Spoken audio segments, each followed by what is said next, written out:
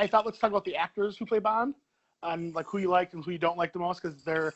How would we do this? If our Bond expert Joe K, if you want to go down the list of everyone who played Bond, and then we'll take turns after that saying who your favorites and who your least favorites.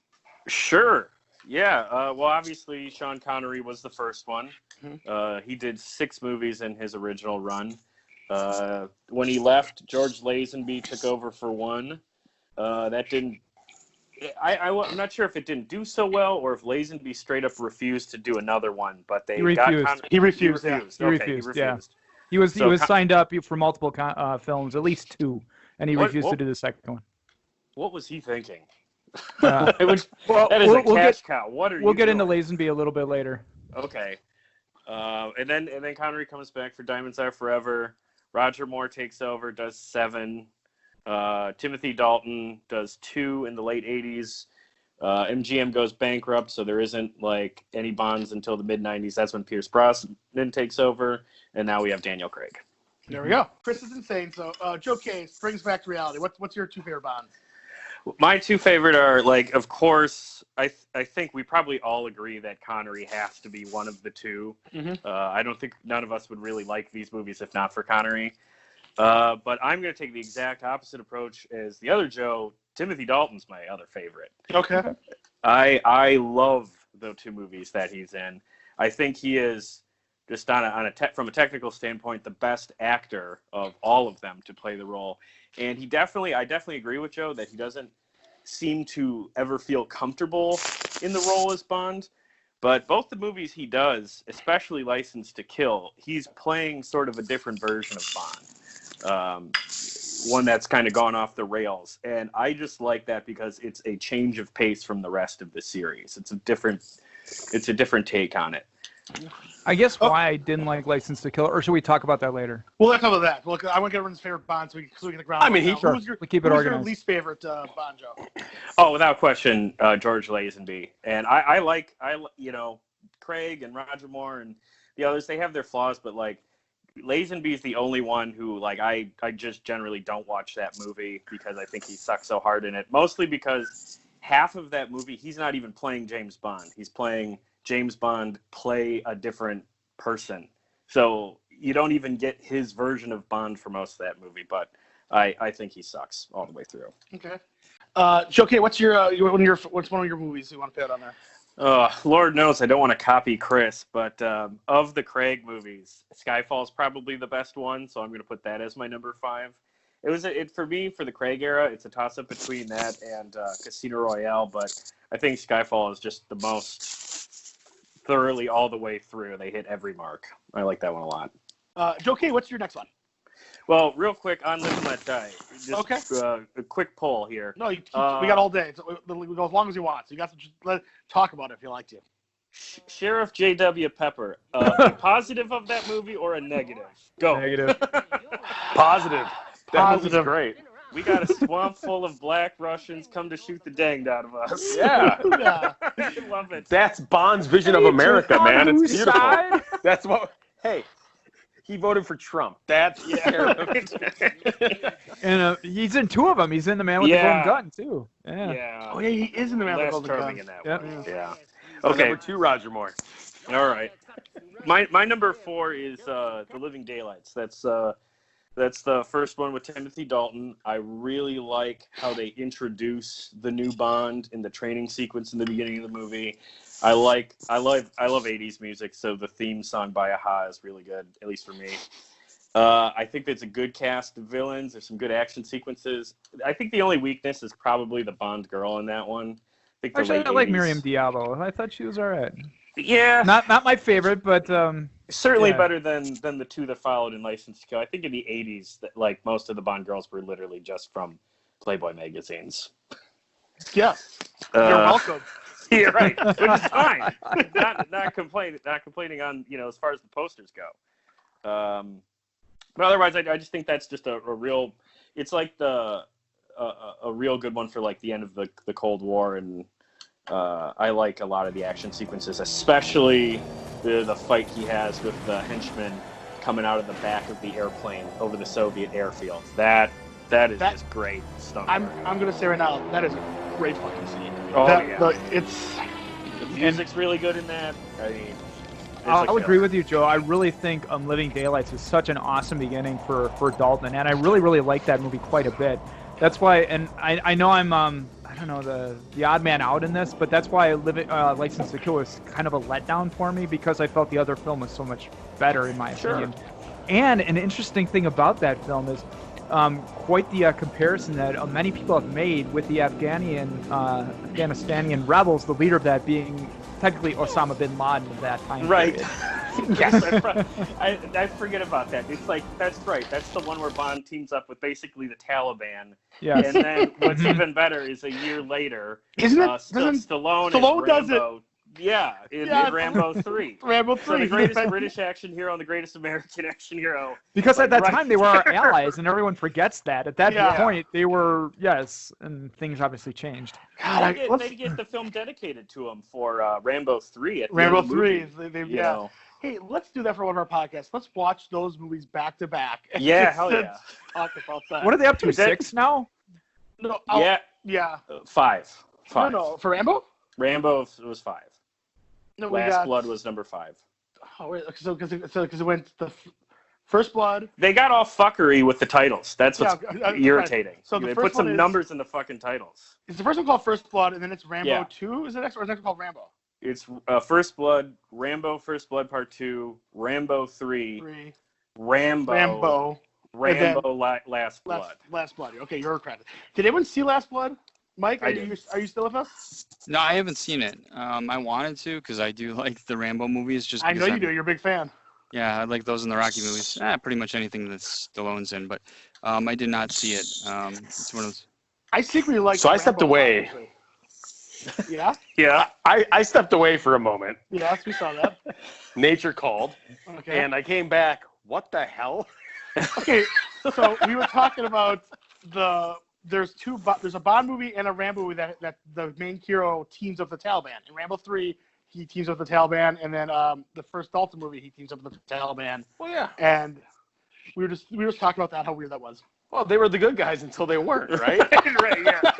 That's how Pretty much that's what you're talking about, yeah. That's how America works, big man. Oh, yeah. yeah. I mean, Joe K, what's your next movie? I'm going to say the next movie we touched on briefly is Goldeneye. That's my childhood Bond movie. That's the first one I ever saw. I'll just add by saying I think the cast of villains in that movie all the way through, not just Sean Bean and Xenia Onatopp. Family Jansen. We're going to talk about villains, and most went from Goldeneye. Yes, but we didn't even get to Boris and Arumov. Boris. The Russian general. I'm invincible. I'm invincible, They're yes. great. Yeah. You sit on them. What are some of those jokes, knockers? It's his bottom, is what he says. Yeah, they open very large doors. That's great. Because there's a touch of reality to like a tech guy just like that. I love that one a lot, and I really like the end kill scene with Trevelyan when he drops him. Bringland James, no, for me, that to me is one of may be like the best single moment in the whole franchise. Joe K, then what do you got for your number 2? Okay, this is where I'll part from everybody. License to Kill is my second favorite. What was my number 5? Oh, that's right. Yeah. Sorry. Yeah. I like that one. A lot of what you said is right on the money. The action sequences are a lot of fun in that one. I love the semi-truck chase at the end. I love like the barefoot skiing from the back of the plane. It's an incredible cast of villains. Speaking of that, the truck sequence at the end of that movie, who has seen on the internet the devil's head or whatever that happens with the explosion? You know the story? I've seen it, yes. Yeah, it's the explosion in the fireball looks like a devil's head. Yeah, and it's just like one random shot that just like looking at a cloud, how things I'm appear. gonna look that up in a minute. It's It's pretty interesting if you see it. They're also saying it's supposed to be the death of the Bond movies because like we didn't have a Bond movie for a long time. Like that was like the online. Okay. This is like early internet. This is the curse of the Bond film. This whatever happened on that film must involve the devil and stuff like that, and that's why there's no more movies after that one for quite some time. Yeah. I mean, it would be that's the frustrating part is what we talked about earlier about how like the promise that this one sets up with Dalton. It is really too bad that they couldn't keep him and they bring him back for a third or a fourth. Great scene with the helicopter throwing the grenade into the helicopter. You're damn right. It's a great scene. There's some great stuff in that movie. Joe K, is that your number one too? Are you for Yeah. for Love? Let me advocate for that movie a little bit more eloquently here. Okay. You're right. Chris is a big dum-dum. Can't talk. Yeah, like For Marcia with Love, to me, it's the best of the series, and it's like the whole height of the genre of 60s spy thrillers. Red Grant, played by Robert Shaw, is the only character in the entire franchise that I think is probably better at his job than Bond is at his job. And that fight they have in the train is just a fantastic scene. I recently rewatched that movie a couple of years ago. I think that and I didn't expect that I was going to like it as much as I did because I had seen it when I was in high school. But upon rewatch, like that's just a masterclass of a film. I can't agree with you more. I said before it was my number two is because, and maybe I feel like you're right. It's the best that era could be. Like they hit all the high points and everything about the acting. It's held back by maybe of the time compared to maybe some of the other Bonds or whatever, but it feels fantastic. Because like all the holds it back is like, it doesn't have the special effects the capability that we have now. Oh sure, yeah. I'm saying like that's maybe the reason some other scenes are a little bit better, but man, those fight scenes, those movies are great. So I would make the case that's why it's the best is because it's of the times. Yeah, don't wrong. Right? Like, My I number feel like two. That's the pinnacle of Bond. My number two. It's fine. I mean, Like I love it a lot. Cold War. And the 60s was the only era that the Bond series was ahead of the curve when it comes to just film trends. Yeah. Like the 60s spy thrillers started with Bond. From the 70s onward, we all love the Bond movies, but this is a trend-chasing franchise, not a trend-leading franchise after the 100%. 60s. He's trying to be Mission Impossible in the 90s. Right. He's trying to be born in the 2000s. Like, it's been a while since like Bond has been original. Yeah. They've been good, but they're not like, other movies they sell what other movies do, and they just kind of try to make money off it. Joe K, your least favorite and your dark horse. Okay, my least favorite. Here's the thing: Moonraker is junk, but there's some campy value to it at the end. It is. There's a little campy value at the end. There is, though. We were talking about problematic in Goldfinger. I think one of the most problematic moments of the Moore era is when he meets Goodhead, and he's like, "I'm looking for Dr. Goodhead." She's like, "You're talking to her," and the way he says, A woman. I mean, it is just dripping with contempt. When Kim and I were watching Moonraker, Women with their vaginas? like a year ago, we saw that part, the exact part that Joe was talking about, and we just couldn't stop laughing about it. And we say that to this day sometimes. We're like, a woman. Yeah, that is one of those moments where it's just like, oof, oof. But otherwise, probably the one that I enjoy sitting through the least is probably... Die Another Day is junk, but I'm sorry, I really don't enjoy On Her Majesty's Secret Service outside of the title music sequence of that. That's your least favorite? The funny thing God, about On Her Majesty's Secret Service, it's either like there's a big group that loves it and there's a huge group that hates it. Yeah. And you're fine, Joe, because I expected everyone to be like Chris Beretta going, and just hating it. But I'm gonna stick by my opinion. It's cool. I agree, Joe. That was on my list. So It's your number one, Joe. That's not. So. It's not so much, Okay. There's some redeeming. I get to be the odd man out. There's some redeeming qualities in Majesty's Secret Service, so I probably won't put that on my bottom. I'll probably stick with Die Another Day because really thinking about it, there is nothing redeeming about that movie. And that dialogue scene he has with Halle Berry, and he's just like, she's like, "What do predators do at night?" And he's like, "They feast." Probably is the low point of the whole series. She's the best looking Bond girl too. But the we'll get to that in a so second. bad. Okay. No. Right, so bad. She doesn't even make my list. Like. And then my dark horse. My dark horse, real quick. Chris mentioned it. Live and Let Die. Like Live and Let Die is a really fun movie that almost made my top 5. I think they made it. That movie could have ended up being really unintentionally racist in hindsight, but I think they did a really good job having largely a black cast being the villains. They did it in a respectful and really fun way. I think it's an awesome film. Yeah. Yeah, like The that movie's a representation. winner. Yeah, but it Much better than You Only Live Twice. am I the right? diversity is good. Yeah. Okay. It's time. I'll hold off on those two. The main ones, because I'm sure the other two are going to get mentioned shortly after. I'm bring up Christopher Walken as Max Zorin. That was my number one. My number Oh, one. okay. I love him. Yes, yes. I love his pregnant pauses in that. I'm happiest in the saddle. Yes. he's in the blimp. More power. You know? It's not just that Walken's great. It's like A View to a Kill is like not a strong movie. No, it's not good. No, so you're wrong. Shut up. That's one of my favorites. The only thing you can really grab onto in that movie and enjoy all the way through is every single Walken scene. Yeah. What about the Totally Beach steals Boys and surfing on the snowboard? That movie's great. It's got some bone. The Keystone Cops chase on the fire truck was a little much, but I feel like Max Zorn is one of the villains that we don't see in Bond very much anymore. That kind of like insanity that you kind of believe, like where it's like you get his madness a little bit. yeah. And I That's feel like when- Bond misses that nowadays. Now it's like a lot of like, how do I make money? How do I get power? And he may be the last of like those villains that are just like, Megalomaniac. yes. Yeah. Did you know that A View to a Kill is a... Oh, go ahead, Chris. You've been wanting to talk for a while. Yeah, you No, got it's just your hand up. that is my number 2 Roger Moore movie. Okay, you got a henchman / fatal you want to throw out ours? Yeah, I got two, and I'm not going to say that these two are the best, but I really just got to give them a shout out and read them into the record. The first is the Pretenders fan, Necros from The Living Daylights. The Okay. blonde dude who's like walking around and like just jamming out to Where Is Everybody Gone? In his headphones. That to me is like really funny to start off. And then he has 2 really good fight scenes with Dalton. One at the estate, and then like that out of the back of the airplane that I was talking about earlier. I mean, he's just like a real badass dude. Plus, I like the music he's into. And then the second guy I got to give some love to is Professor Joe Butcher, Wayne Newton from License to Kill. Oh, God, bless your heart. Bless your heart.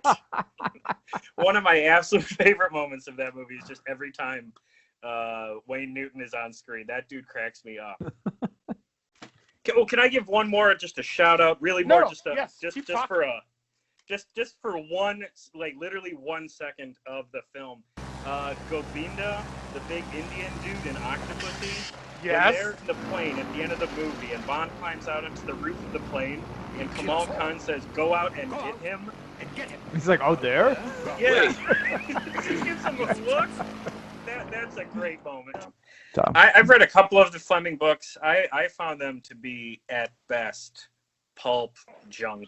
I think the legend of Ian Fleming is so masturbatory in the Bond world. I don't think he was a particularly good writer. I don't like the stories. There's a lot of ugliness in those books that, like, not just that it doesn't hold up today, but like, I don't know how well it genuinely would have played for me, at least, back in the 60s. I do think it's funny that they were like JFK's literal favorite books, but I was really disappointed reading through a bunch of those. The only Bond books I like were from the late 90s, early 2000s by, I think his name is Raymond Benson. Who wrote a couple that were, from what I remember, passable. But I'll be the wet rag when it comes to the Fleming novels. I think they get put on such a pedestal by the Bond franchise, and I just don't think they hold up at all. I actually agree with Joe K. I've tried on multiple occasions to read one of those books. I just can't. They seem so shitty. And I've always assumed it was me and not in the right mind frame, but I've never could get through them. No. You know how you can get through them? Get the audiobooks, because David Tennant narrates most of them. David Okay. Tennant, Some baby. kind of siren. I'm a music fan. I'm a big classic rock guy, and what I've started doing on a daily basis since the start of the quarantine, since I've been working from home, is each day I randomly select a classic rock album and listen to it all the way through, sort of forcing myself to explore more of the catalogs of the bands I really like. And how I did it was kind of simple. I just made an Excel file full of all the bands I like. For me, it's a lot of classic rock acts. I numbered them, randomly select a number, whatever number that whatever band the number corresponds with. I take that band's studio discography, number those, randomly select a number again. That's the album I listen to. Listen to it all the way through, no matter what the pick is. I've got some good ones. I've got some really bad ones. And then I post a short review of it on my Twitter page, which you all can find at Play That Podcast, if you don't mind me doing a little we'll come on at the end. We will promote our shit like crazy. But I think that's genuinely a great, a fun idea for music fans to do. Is like, this is the time to like get into your music catalog. The stuff you like downloaded or maybe bought and you put off. Now's the time to read those rock biographies or watch those concert films. To me, I'm just trying to get deep into my music library.